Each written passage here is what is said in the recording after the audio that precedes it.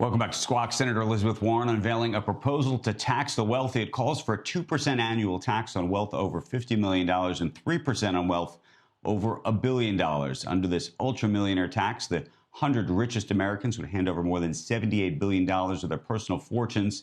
Jeff Bezos alone could face an extra annual tax charge of $5.4 billion. Elon Musk, $5.2 billion, and Bill Gates, $4 billion. Joining us to discuss the implications of the plan, Grover Norquist, president of Americans for Tax Reform, David Gamage, law professor with Indiana University Bloomington, who advised on this plan. I'm going to start with you first, and maybe I'll do some work for Grover in this case. Janet Yellen says this is unworkable. It's very difficult to implement a plan like this, and unfair insofar as you'd be taxing unrealized gains. What do you think of that? Why we need a wealth tax or some equivalent. The existing income tax, the existing tax system are largely escaped by mega millionaires and billionaires. Mega millionaires and billionaires pay a much smaller fraction of their economic income, their true income, in tax than do the middle class or do the merely wealthy.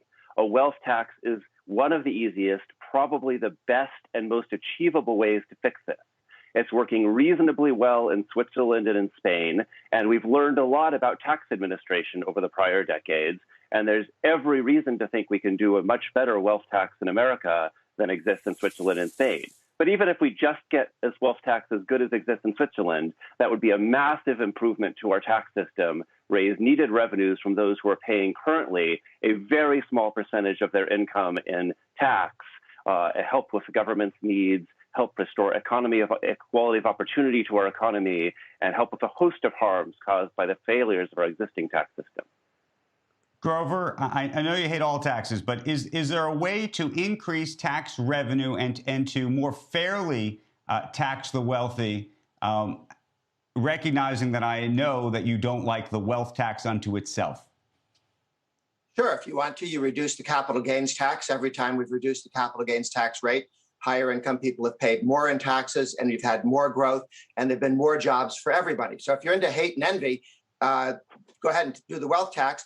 There's a lot of selective discussion about where the wealth tax has succeeded. 15 countries have put in a wealth tax. 11 got rid of them because they discovered how dysfunctional it was.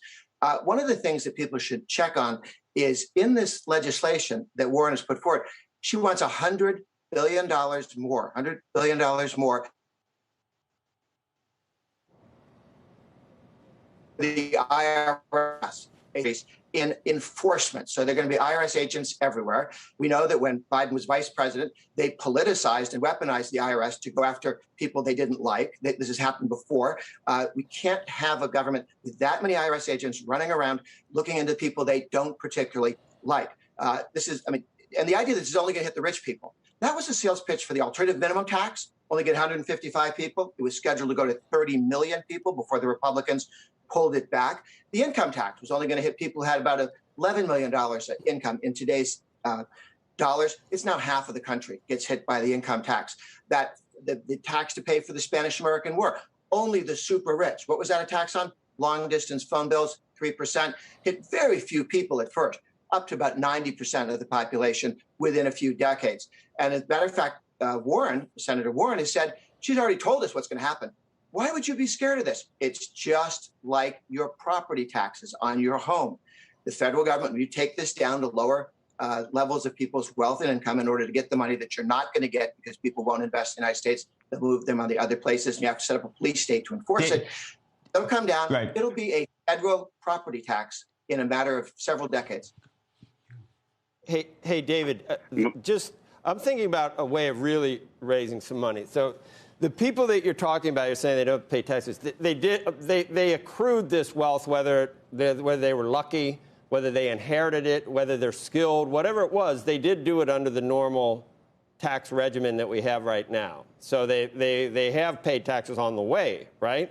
So this is If you look at someone like Mark Zuckerberg or anyone on the billionaire list you showed, most of those folks have paid less than 2% of their income over time in tax. No, I know, but under current, they haven't broken the law. This isn't punitive, right? This is just looking at how much, okay, so this is how much wealth that they've accrued. You're deciding, and this is the first time and we do it in other areas, but call it what it is. It's confiscatory. But why, if you're going to do 50 million and decide that those people have enough, when you get up to $1 billion or 10 billion or 20 billion, why not really do something serious, Dave? Why go from 1.5 to 2.5? Go 10.